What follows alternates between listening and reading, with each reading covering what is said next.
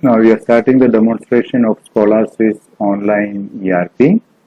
Once the desktop version is installed on your client machine, you will be getting a shortcut of this kind. When you click on the shortcut, every user will have to put their login ID and password. Once the password is put, then click on login. The software operational interface will be opened. Now, every user who has to access the software has to have a user ID and password, and we have got a wonderful interface to manage the user. This is for the administrator to create users, user groups, and defining the permissions to different groups and users under different groups.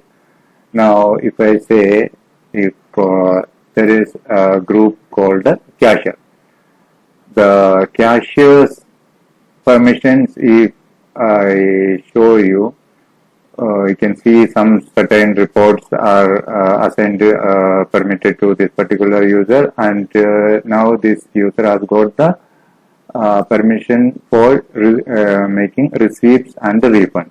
You can see here it is limited to only adding new receipts or refunds. This user is not given unless this user is given permission like this to add or modify. Cashiers won't be, this particular user under this group won't be able to modify or delete any receipts and refunds. If to restrict the deletion of the refunds, administrator can just uncheck here, and even they can define how long it should be accessible.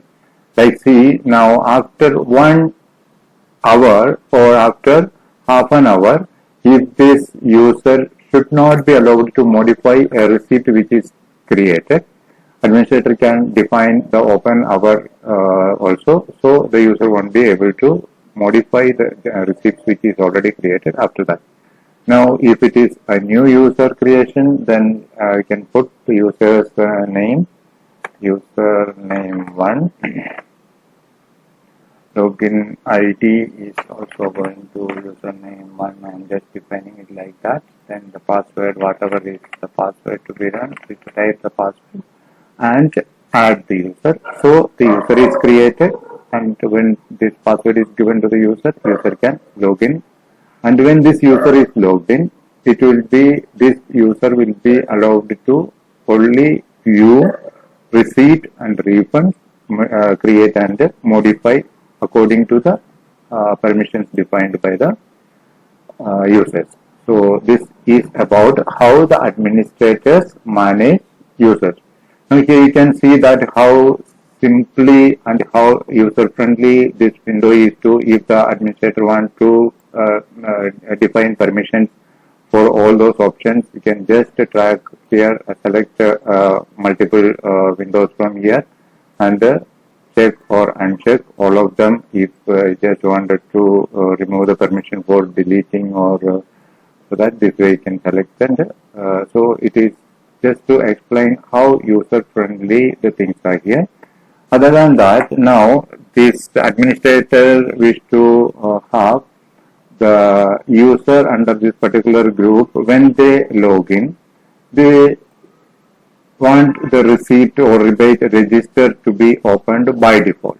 So the rebate register, if I check on the auto load option, when this user is logged in with the user and password, now you can see this task manager window is by default it is coming. It is just because the administrator has given permission to this particular user to auto load the task manager. That's why the task manager is getting loaded by default. So this way administrator can define what all are the things to be auto loaded if any particular window for the cashier.